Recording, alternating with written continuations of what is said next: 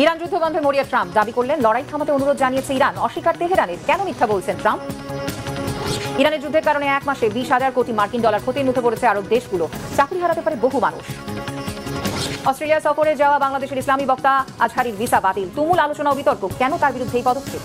Iran যুদ্ধ বন্ধে রীতিমতো মরিয়া হয়ে উঠেছেন মার্কিন প্রেসিডেন্ট ডোনাল্ড ট্রাম্প। এক এক সময়ে বলছেন এক এক কথা। কখনো বলছেন চুক্তি হোক বা না হোক 2 থেকে 3 সপ্তাহের মধ্যে যুদ্ধ বন্ধ করবে আমেরিকা।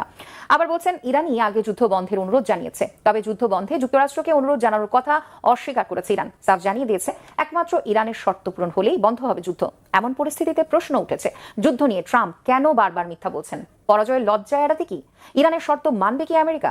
দর্শক, আজকের আন্তর্জাতিক খবরে আপনাদের সবাইকে স্বাগতম। ইরান নতুন মোড় নিতে গেল ইসরায়েলের সাথে যুদ্ধে। নেতানিয়াহু বড় চিন্তার মধ্যে পড়ে গেল। শুরুর অংশ শুনেই কিন্তু বুঝতে পেরেছেন যে ইরান কতটা যুদ্ধে এগিয়ে গেছে। চাঞ্চল্য লেখা তথ্য, যারা আন্তর্জাতিক খবর দেখার জন্য অপেক্ষায় ছিলেন এবং জানতে চাচ্ছেন আজকের গুরুত্বপূর্ণ সংবাদ এবং ইরান কতটা যুদ্ধে এগিয়ে গেছে, আসলে ইরান বিজয় লাভ করবে নাকি ইসরায়েল বিজয় লাভ করবে? অন্যদিকে ডোনাল্ড ট্রাম্প কি এমন সংকেত দিল, যে সংকেতে ইসরায়েলও কিন্তু ভয় পেয়ে যাচ্ছে, যে ইসরায়েলের পাশে ছিল আমেরিকা। চাঞ্চল্য লেখা তথ্য দেখবেন, ইরানের বড় বিজয় হতে চলেছে। দর্শক, আপনাদের তার আগে একটা ছোট্ট রিকোয়েস্ট করতে চাই, যারা নতুন আছেন অবশ্যই এই চ্যানেলটি সাবস্ক্রাইব করে বেল আইকনটি অল করে দেবেন, তাহলে দেশের সকল রাজনৈতিক এবং আন্তর্জাতিক খবরগুলো সবার আগে এক ভিডিওর মাধ্যমে আপনি কিন্তু প্রথমে দেখবেন।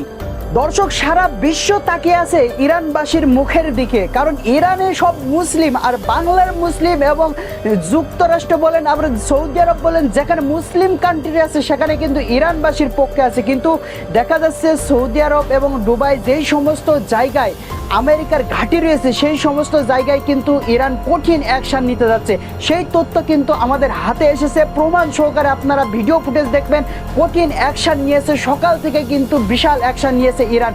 ইসরায়েল তামাতামা হতে শুরু হয়েছে। চাঞ্চল্য লেখা তথ্য দেখবেন। তাই আমরা বেশি কথা বাড়াইতে চাচ্ছি না, মূল অংশে চলে যাবো। তাই কথা না বাড়ে লাইক দিয়ে চলুন একের পর এক ধারাবাহিকভাবে আজকের সকল আলোচিত খবরগুলো দেখতে থাকি। ভারী অস্ত্র নিয়ে যুদ্ধের মহড়া চালাচ্ছে ইরানের সেনারা। ছোড়া হচ্ছে একের পর এক missile. Come close, we are waiting for you ক্যাপশনে 59 সেকেন্ডের ভিডিওটি প্রকাশ করেছে ইরানের প্রেস টিভি। আমেরিকান সেনাদের আগেই দোজখে স্বাগত জানিয়েছিল ইরান। এবার মার্কিন সেনারা ইরানের মাটিতে গেলেই তাদের কফিনে ভরে ফেরত পাঠানো হবে বলে আবারও হুঁশিয়ার করে দিয়েছে। আর মার্কিন সেনাদের পুরোপুরি শেষ করে দেওয়ার সেই প্রতিশ্রুতিরই এক ঝলক প্রকাশ করলো তেহরান।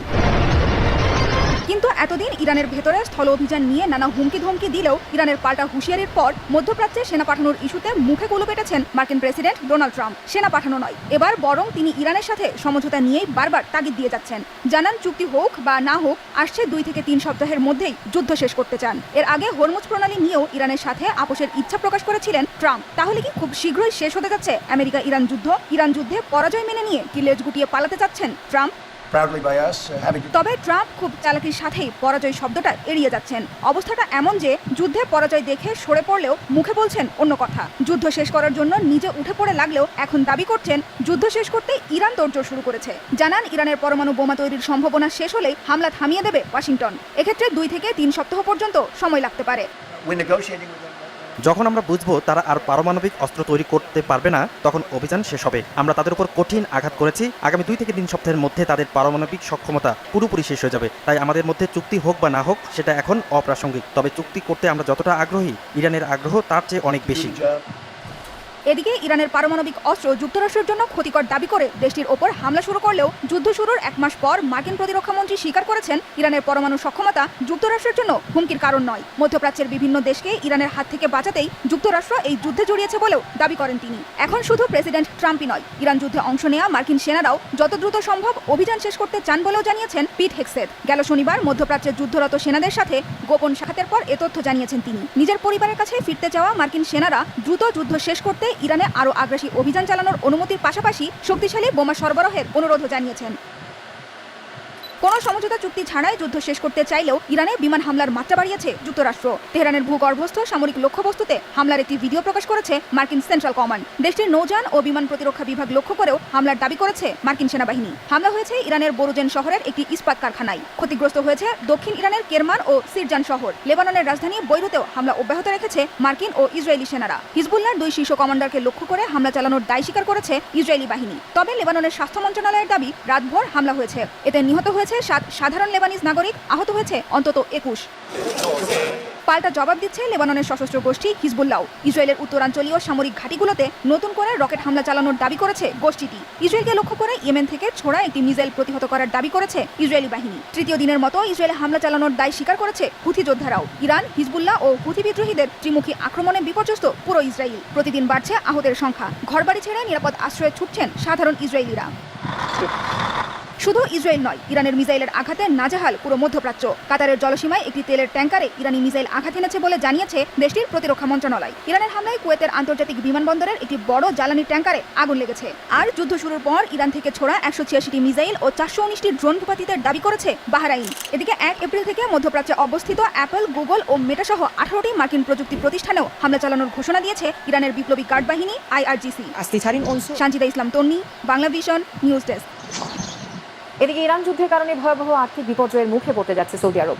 সংযুক্ত আরব আমিরাত, বাহরাইন, কাতার ও কুয়েত সহ আরব দেশগুলো যুদ্ধের কারণে গেল এক মাসে তারা প্রায় 20,000 কোটি মার্কিন ডলার ক্ষতির মুখে পড়তে পারে বলে জানিয়েছে মার্কিন সংবাদ মাধ্যম ব্লুমবার্গ। বিপুল ক্ষতির মধ্যে দুবাই ও আবুধাবির ধনীরা। দেশগুলোতে বাড়তে পারে বেকারত্ব, চাকরি হারাতে পারে অনেকে। বিস্তারিত মিরফজের আপডেট রিপোর্টে। মরুর বুকে গড়ে তোলা যে অর্থনৈতিক সাম্রাজ্য বিশ্বকে তাক লাগিয়ে দিয়েছিল, আজ সেখানেই সংকটের উত্তাপ। ইরান যুদ্ধের দামানলে হঠাৎ থমকে গেছে আরব দেশগুলোর পুঁজিবাজারের গগনচুম্বী গতি।